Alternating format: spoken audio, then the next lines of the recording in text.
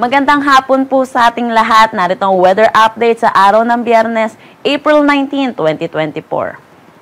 Wala pa rin naman tayong binabantayang anumang low pressure area or bagyo sa loob at labas ng ating Philippine Area of Responsibility at patuloy na ridge of high pressure area ang nag-e-extend dito sa may eastern section ng Luzon.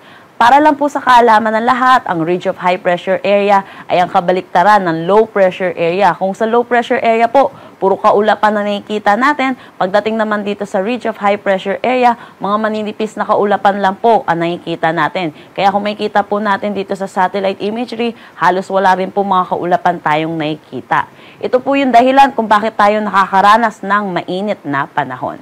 Dahil dito, asahan natin yung buong bansa po natin, makakaranas pa rin na maaliwalas pero mainit at maalinsangan na tanghali na may mga chance sa mga localized thunderstorm, lalo na dito sa southern section ng Mindanao.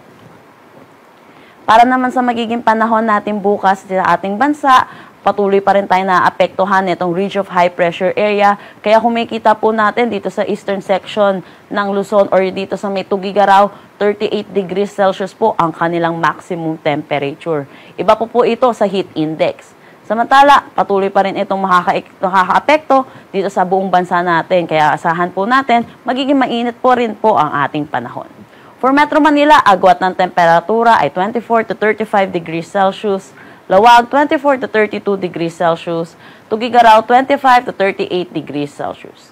For Baguio, asahan natin ng 18 to 26 degrees Celsius. Tagaytay, 22 to 33 degrees Celsius. At Legazpi, 26 to 33 degrees Celsius.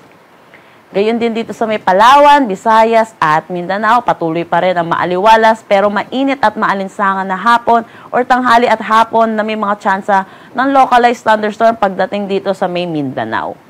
Agwat ng temperatura for Calayan Islands at Puerto Princesa ay 24 to 34 degrees Celsius, Iloilo 27 to 33 degrees Celsius, Tacloban 26 to 32 degrees Celsius. For Cebu, 27 to 32 degrees Celsius, Zamboanga 24 to 34 degrees Celsius, Cagayan de Oro 25 to 32 degrees Celsius. Para naman sa Davao, asahan natin ang 25 to 34 degrees Celsius. Wala naman tayong nakataas na anumang gale warning sa anumang seaboards ng ating bansa. Para naman sa magiging panahon natin sa susunod na 3 araw sa mga piling syudad ng ating bansa, kung makikita po natin, patuloy pa rin itong bahagya hanggang sa maulap na papawiri na may mga pulupulong may hinang pag-ulan or mga tsansa ng localized thunderstorm. For Metro Manila, agwat ng temperatura ay 24 to 35 degrees Celsius, Baguio 17 to 27 degrees Celsius, at Legazpi 25 to 32 degrees Celsius. Para naman dito sa Visayas, asahan natin magiging mainit pa rin ang panahon. Agwat ng temperatura for Metro Cebu ay 27 to 32 degrees Celsius, Iloilo City 26 to 32 degrees Celsius, at Tacloban City 26 to 32 degrees Celsius.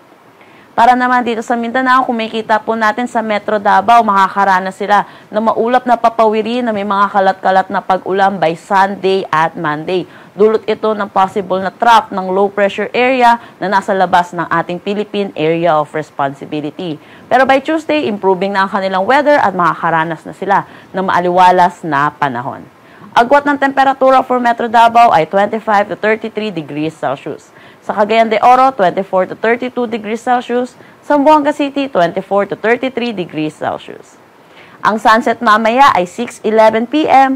at ang sunrise bukas ay 5:40 a.m.